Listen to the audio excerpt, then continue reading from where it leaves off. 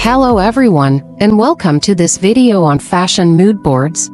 In today's lecture, we're going to explore one of the most essential tools in fashion design, the mood board. Whether you're a seasoned designer or just starting out, a mood board helps you stay focused and consistent throughout your design process. Think of it as a visual summary of your design ideas, made up of images, textures, colors, and other visual elements that represent your fashion collection or brand identity. By the end of this video, you'll understand the key components of a mood board, how to create one, and why it's such a powerful communication tool. A mood board acts like a mind map for visual elements. It's a great way to collect and display our inspiration, to focus and communicate our design ideas.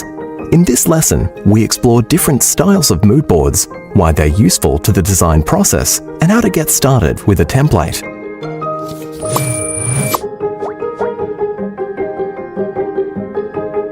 A mood board is a central place where we collect and display our design inspiration for a specific design project. It's the visual representation of our brainstorming session. It also lays the foundation for the overall theme of our design.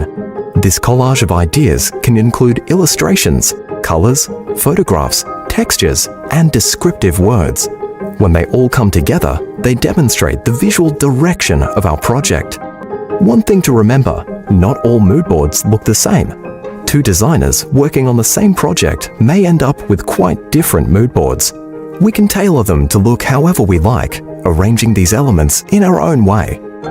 As long as it speaks to us and helps us communicate our ideas to others, well, it's doing its job.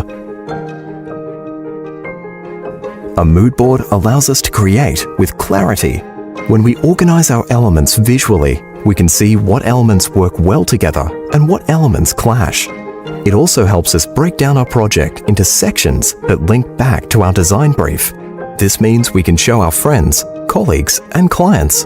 We can all agree on a single vision from the beginning of our design process. It's easier to have these discussions about creative direction before the work is carried out and before money and time have been spent. In other words, the time you put into creating a mood board at the start of your project could save a lot of time and money further down the road. How do we begin to collate our flood of ideas? Firstly, we think about the audience we want to reach.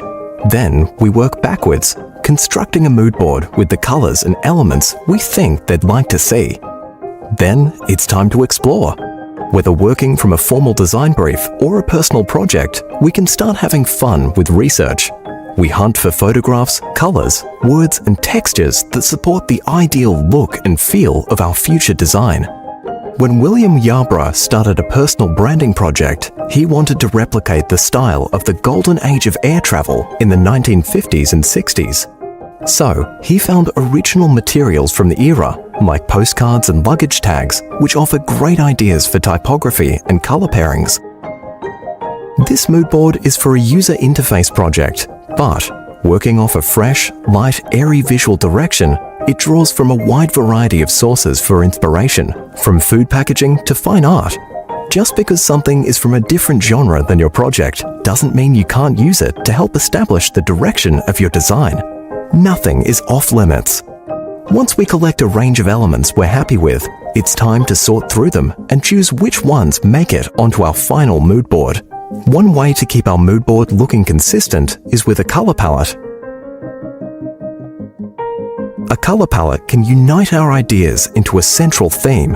When creating our mood board, we can include colors that match our vision. Uploading photographs into a color palette generator gives us a selection of specific colors to use in our mood board. We can also work in reverse, discovering color palettes we like, then finding images to match. We can include color palettes in our mood board too. Here, the designer is inspired by vintage colors like emeralds and golds. This mood board has been populated with photographs, logos, and typography.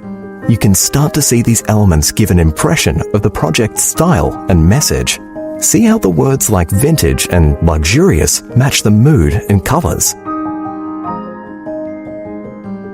There are many ways to display a mood board. When we package our references into a template, we come up with a preview of our future design.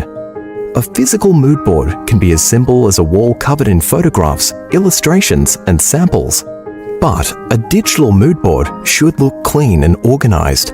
People view the digital in a different way, so you need to curate the experience for them. Existing templates are designed to display our final selection of inspiring elements. Each element will fit comfortably in the template without looking overcrowded.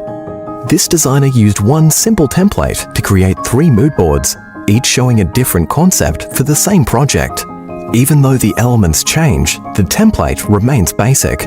It always gives room for one large picture overlaid with a logo, 2 smaller pictures to highlight the style, and a color palette. See how each template combines the elements into a different feeling?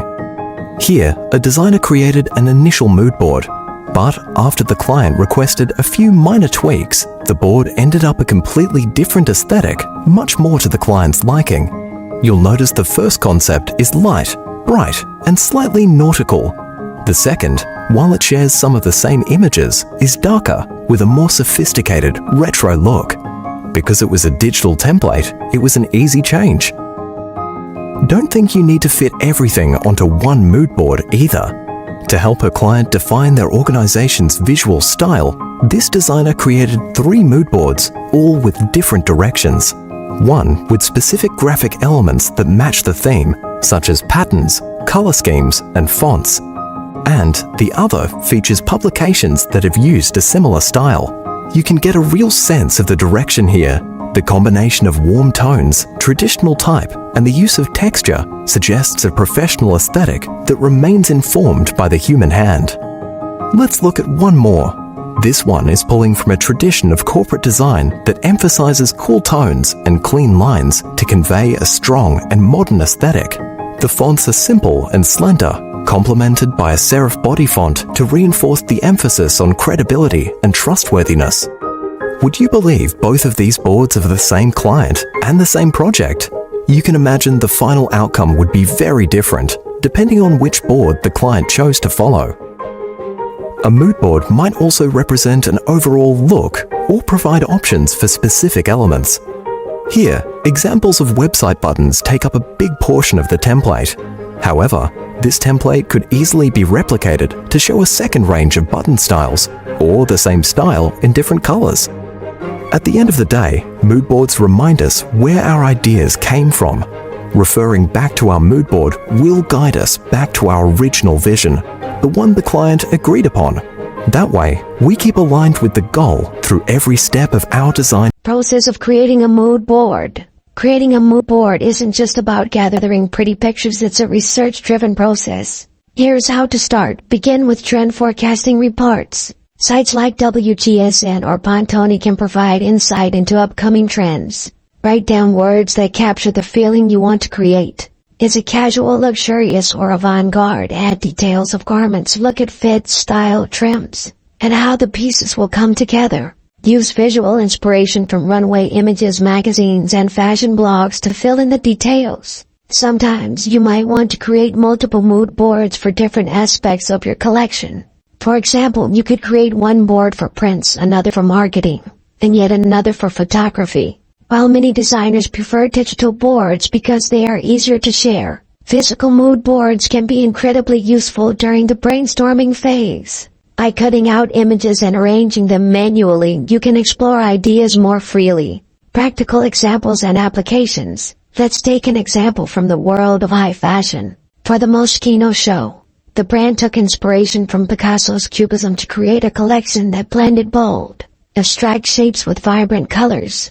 The mood board for this collection would have been full of Cubist art, geometric patterns, and bright primary colors. It's a perfect example of how mood boards can translate abstract inspiration into fashion design.